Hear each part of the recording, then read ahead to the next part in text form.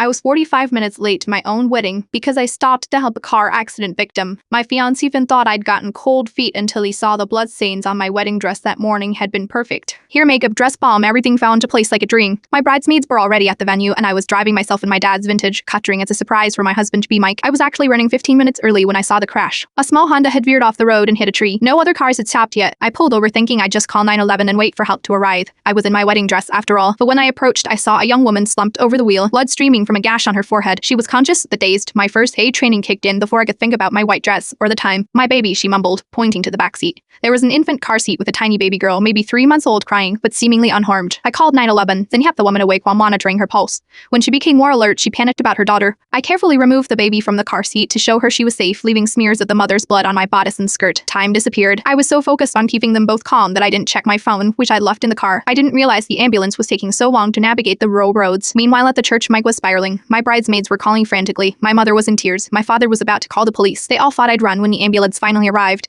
I suddenly realized my son was catastrophically late to my own wedding. My phone showed 22 missed calls.